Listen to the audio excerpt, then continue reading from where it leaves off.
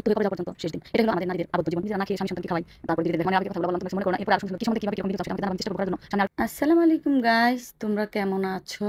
আমি ভালো আছি।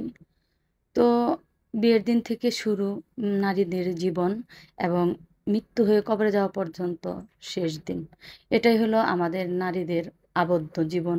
সংসারের ভিতরে আমাদের দিন কেটে যায়, তাই না? তো আমরা পিছন দিকে টেনে না কথা বলি, দেখাদেখি হলো সেটা বাদ দিলাম। আমরা বিবাহের দিন থেকে শুরু করি, কিছু কথা বলবো তোমাদের সাথে, তোমরা মন দিয়ে শোনো যে নারীদের জীবনে কি কি হয়, কি কি হতে পারে।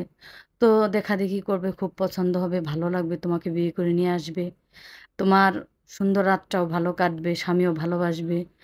8 দিন, 15 দিন, 20 দিন, 1 মাস তোমাকে শ্বশুর শাশুড়ি ননদ ননাস অনেক ভালোবাসবে, তাই না?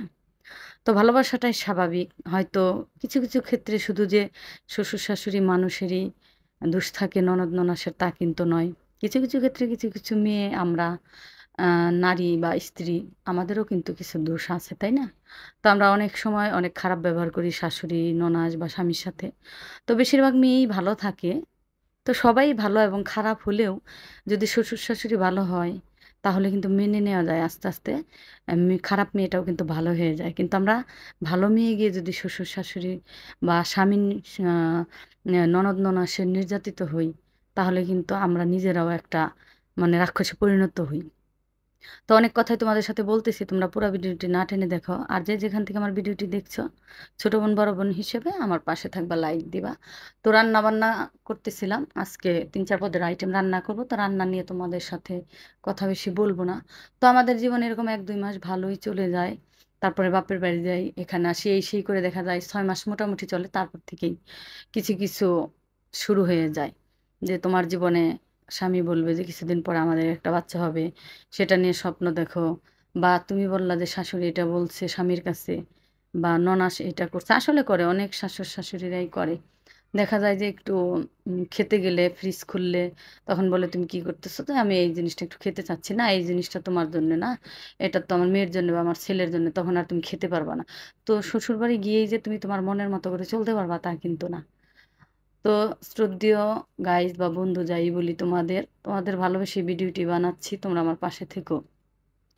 তো কিছু কিছু স্বামী ভালো থাকে, শ্বশুর শাশুড়ি খারাপ হলেও কিন্তু ভালো লাগে যে সারাদিন আমি যাই করি, রাতে আমার হাজবেন্ডের ভালোবাসায় কথাবার্তায় আমার মনটা ফ্রেশ হয়, আমি সকাল থেকে আবার রাত পর্যন্ত সবার নির্যাতন সহ্য করতে পারি। আবার কিছু কিছু আছে যে শাশুড়ি ননদ ভালো থাকে কিন্তু স্বামী জুয়াখোর মদখোর খারাপ থাকে, মারপিট করে, সেখানে কিন্তু তুমি কোনোদিনও শান্তি পাবা না।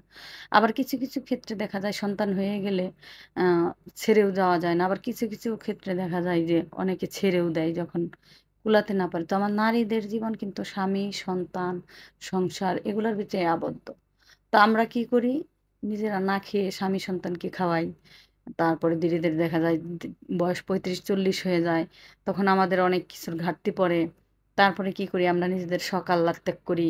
দেখা যায় বিয়ের সময় কিছু গয়না বাপের বাড়ি শ্বশুর বাড়ি দিছিল, হাজবেন্ডের একটা ব্যবসা আছে, ব্যবসার জন্য বিক্রি করে দিই। লাস্টে দেখা যায় আমও যায় ছালাও যায়, আমাদের কিন্তু কিছুই থাকে না। কিন্তু সবার শ্বশুর শাশুড়ি স্বামী সন্তান কিন্তু এরকম না, তবে বেশিরভাগই এরকম এখনকার যে যুগ।